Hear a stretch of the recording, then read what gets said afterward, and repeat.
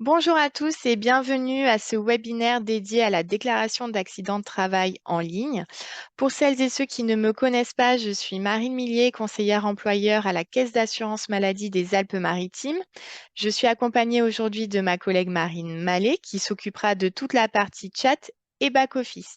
N'hésitez pas à poser vos questions au fil de l'eau sur le chat ou dans l'espace dédié Q&R. Et enfin, pour tout ce qui est support et foire aux questions, comme d'habitude, nous vous les enverrons à la suite de cette présentation. Alors, nous pouvons commencer. Donc, la DAT en ligne, il faut savoir que c'est un atout de taille. Pourquoi? Parce que c'est hébergé sur une plateforme qui est totalement gratuite, qui est Net Entreprise. C'est un espace de dépôt qui est sécurisé. Vous pouvez faire votre déclaration en quelques clics sous le délai légal de 48 heures. Fini les frais d'affranchissement et les allers-retours à la poste. Vous serez guidé étape par étape, ce qui limite le risque d'erreur et d'oubli de pièces. Et enfin, vous pouvez enregistrer vos DAT et déposer directement les pièces justificatives. Nous allons donc passer maintenant aux étapes de saisie. Donc voilà, vous êtes sur votre portail Net Entreprise. Vous pouvez cliquer simplement sur le petit encadré jaune DAT. Les conditions générales d'utilisation s'affichent à l'écran. Il conviendra donc de cocher en bas «J'accepte les conditions d'utilisation du service» et de cliquer sur «Étape suivante». Donc voilà, vous êtes sur votre profil. Vous pouvez indiquer tout d'abord vos préférences, donc PDF ou XML. Il faut savoir que c'est le format de l'accusé de réception qui vous sera envoyé par mail attestant de la réception de votre DAT et vous informant du diagnostic de conformité de celle-ci. Donc nous, on vous conseille de laisser PDF plutôt que XML. Ensuite, il faudra sélectionner l'action que vous souhaitez réaliser. Donc, dans notre cas, saisir une déclaration en ligne EFI.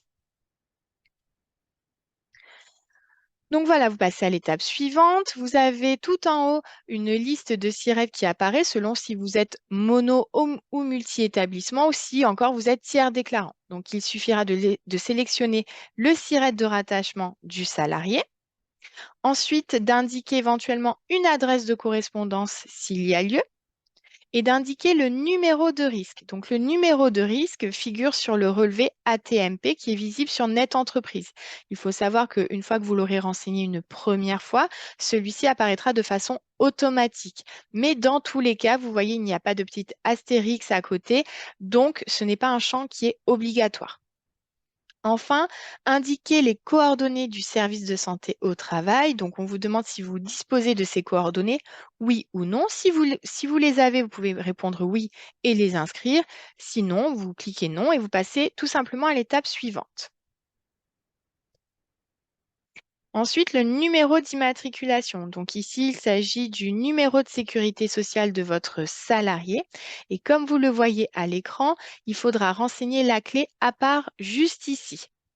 Ensuite, il faudra renseigner le sexe, la date de naissance, le nom, le prénom et l'adresse. Donc, à minima, la voix, le code postal et la commune et le pays.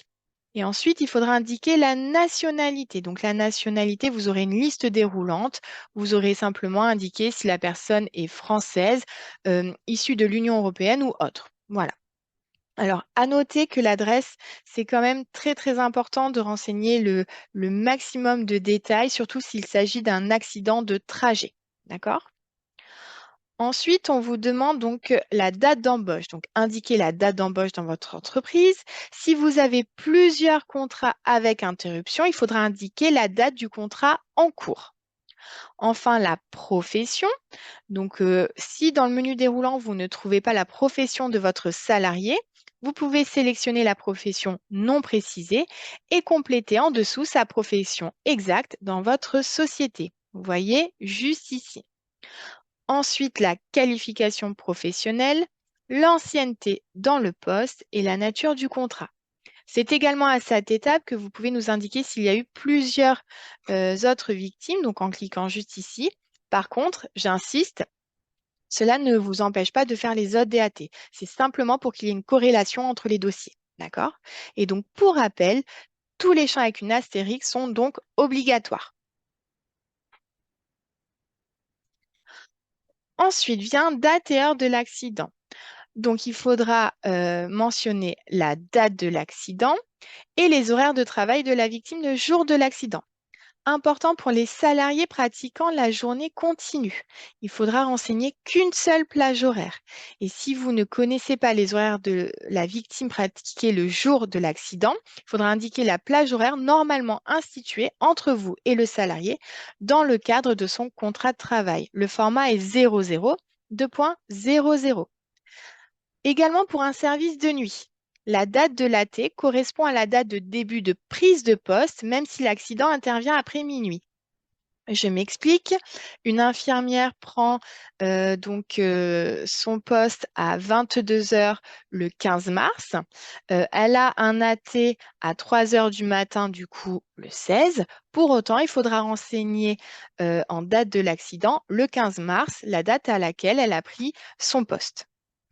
Enfin vient le lieu de l'accident. Donc, précision sur le lieu de l'accident. Est-ce qu'il s'agit du lieu habituel? Est-ce qu'il s'agit du lieu de repas, d'un accident de trajet, etc. C'est ici qu'on va vous demander plus de précision et on vous demandera également le nom et l'adresse du lieu de l'accident. D'accord? Ensuite, on rentre dans le vif du sujet, les circonstances détaillées de l'accident. Donc, pour faciliter l'instruction des dossiers, les circonstances de l'accident sont davantage détaillées et surtout, n'hésitez pas à inscrire inconnu si vous n'avez pas ces éléments en votre possession. Ensuite, donc, on va détailler l'activité de la victime lors de l'accident. Donc, on va dire, l'activité habituelle de la victime. Donc, la salariée se déplace à pied sur un chantier. Vient ensuite la nature de l'accident, donc ce qui a causé l'accident. Une ferraille manutentionnée par une grue de chantier se détache du crochet de la grue et tombe sur la salariée. Vous voyez, on vous a fait un exemple assez prenant hein, pour marquer les esprits. Et enfin, l'objet dont le contact a blessé la victime, ici, la ferraille. Surtout, soyez assez succinct dans ces trois champs. Il n'y a pas besoin d'avoir énormément de détails. Allez vraiment à l'essentiel. Ensuite, les réserves motivées.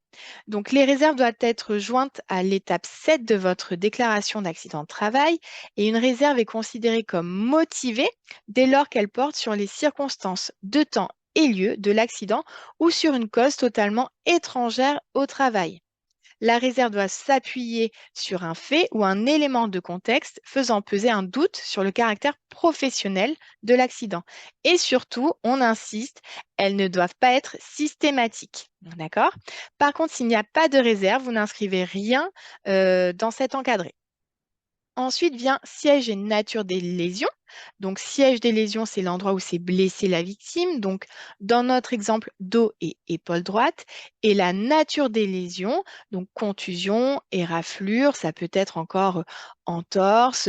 Encore une fois, vous n'êtes pas médecin. Votre rôle est de retranscrire les éléments qui ont été portés à votre connaissance. Ensuite, on continue. La victime a-t-elle été transportée? Oui, non. Il faut remplir ces champs uniquement si les secours, donc pompiers et SAMU, ont transporté la victime. Si c'est un collègue qui a transporté la victime, là, il ne faudra pas remplir cet espace. Ensuite, accident. Est-ce qu'il a été constaté, connu, décrit par la victime ou en tout cas constaté et connu par qui? Donc, constaté, ça veut dire que vous avez assisté visuellement à l'accident. Connu, c'est que l'accident vous a été rapporté. Donc ensuite, vous pouvez sélectionner par, du coup, constaté par l'employeur, par un de ses préposés ou autre. Et là, quelque chose qui est essentiel, on vous demande à quelle date vous avez eu connaissance ou à quelle date vous avez constaté l'accident. Il faut savoir que c'est à partir de ce moment-là que démarrent les 48 heures d'obligation légale pour la déclaration. Donc, on est bien conscient que la date de l'accident peut être, par exemple, le 15 mars. Pour autant, vous avez eu connaissance de l'accident que le 19 mars, d'accord? Et c'est à partir du 19 mars que débutent les 48 heures d'obligation. Et c'est ici qu'il faudra nous renseigner cette information. Ensuite, les conséquences. Avec ou sans arrêt de travail, c'est uniquement à titre informatif. Il faut préciser donc si l'accident entraîne un arrêt de travail ou non. Mais encore une fois, là, ce n'est pas très important. C'est uniquement si vous savez à l'instant T s'il y a déjà un arrêt ou non. Ensuite, inscrit au registre d'accident du travail bénin. En général, c'est non, puisque c'est un registre qui est extrêmement réglementé. C'est un document officiel et seule la CARSAT le fournit. Et un simple cahier en interne ne peut le remplacer. D'accord? Et ensuite, un rapport de police a-t-il été établi? Oui, non, par qui? Là encore, on ne vous demande pas le nom de l'agent qui est intervenu, par exemple, pour un accident de trajet, mais uniquement, par exemple, police de Nice ou gendarmerie de Menton. Ensuite, étape 5, renseignements sur les témoins. Donc, vous pouvez déclarer jusqu'à 4 témoins. Il faudra toujours privilégier le témoin oculaire à la première personne avisée. Mais vous avez également la possibilité de cocher juste ici, j'atteste que l'accident a eu lieu en l'absence de témoins ou de personnes avisées ou ne pas les connaître, d'accord? Ensuite, renseignements sur le tiers. Donc, le recours contre tiers, dans quel cas? Accident de la circulation, agression, morsure de chien. Et donc, quels sont les tiers responsables? C'est toute personne totalement étrangère à l'entreprise, un collègue de la victime uniquement en cas de faute intentionnelle, donc rixe ou agression, ou accident de la circulation. Donc ici, on vous demande si l'accident a-t-il été causé par un tiers? Oui, non. Et si vous disposez des coordonnées de ce tiers, encore une fois, vous avez la possibilité de nous répondre oui ou non.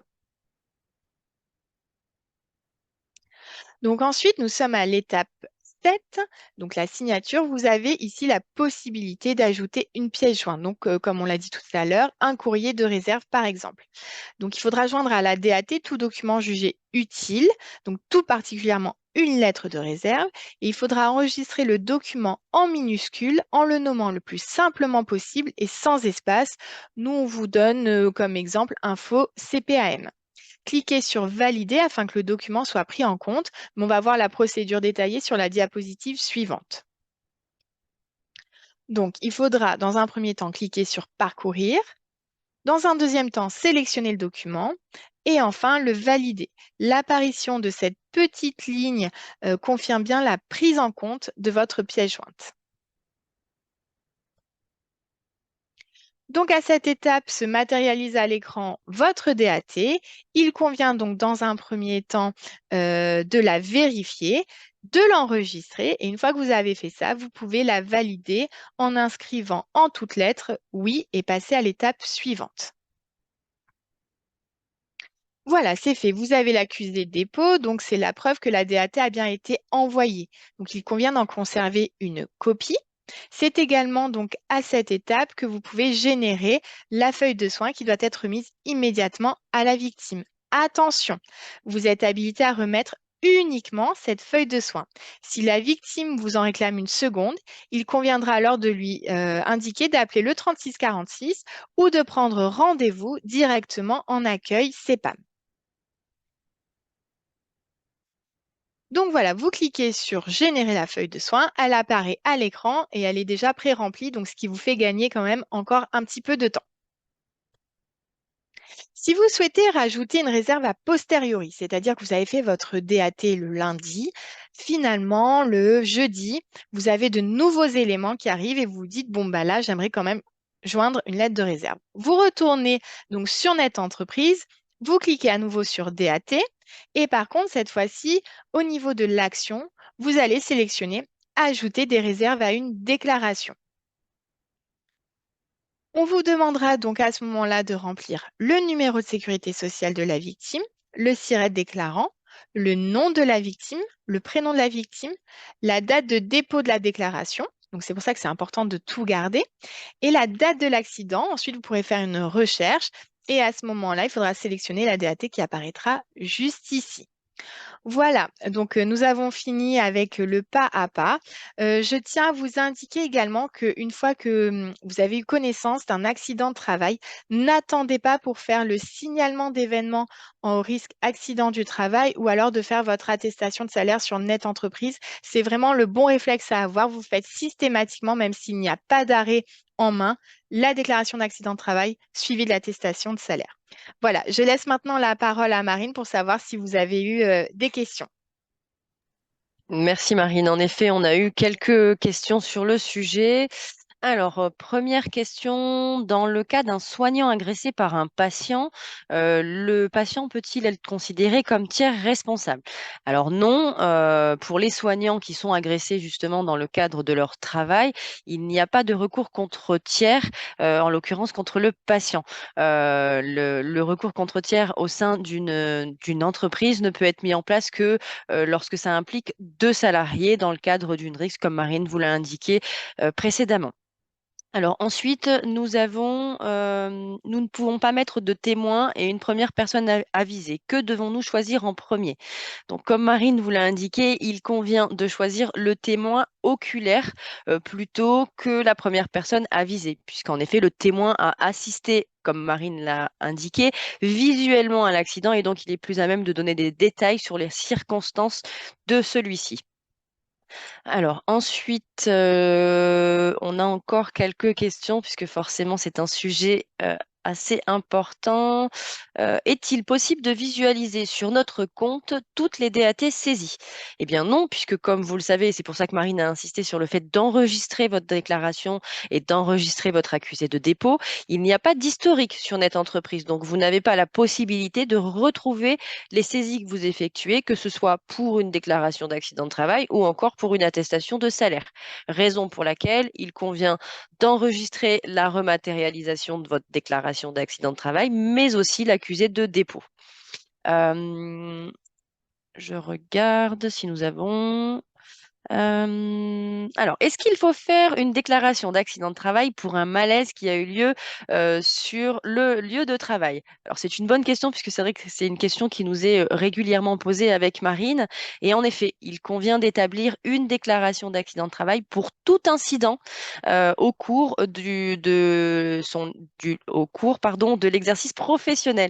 Donc, même si c'est un simple malaise et que vous considérez que ce malaise n'a peut-être pas forcément un rapport avec l'activité professionnelle du salarié, pour autant, c'est un fait accidentel qui est arrivé sur son lieu de travail. Donc, à partir du moment où il y a un fait anormal qui s'est passé sur le lieu de travail, vous devez le déclarer. Après, bien entendu, ce sera à la caisse de prendre une décision à savoir si on peut ou non le reconnaître en tant que tel. On va encore répondre à une seule question et bien entendu, on répondra à toutes vos questions par le biais de la foire aux questions avec le support qui vous sera adressé. Hum, hum, hum, hum.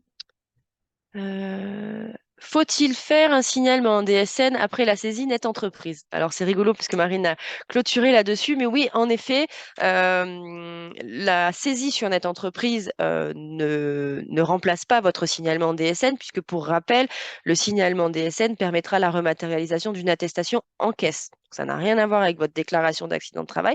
Pour autant, vous devez le faire systématiquement dès que vous faites une déclaration d'accident de travail, que ce soit par la DSN ou encore par la saisie d'une attestation en ligne sur Net Entreprise, mais il convient de le faire systématiquement à la suite de votre déclaration, tout simplement pour éviter de pénaliser le salarié, puisque par exemple, s'il n'y a pas de subrogation, nous allons faire ce qu'on appelle une avance en maladie, et pour éviter de le pénaliser, eh bien nous, c'est grâce à cette attestation-là que nous pourrons, du coup, pendant les investigations qui peuvent durer de 30 à 90 jours, hein, eh bien, lui faire une avance pour éviter de causer une situation précaire. Voilà, donc je pense qu'on a fait en tout cas les questions les plus importantes et nous reviendrons bien entendu sur les questions.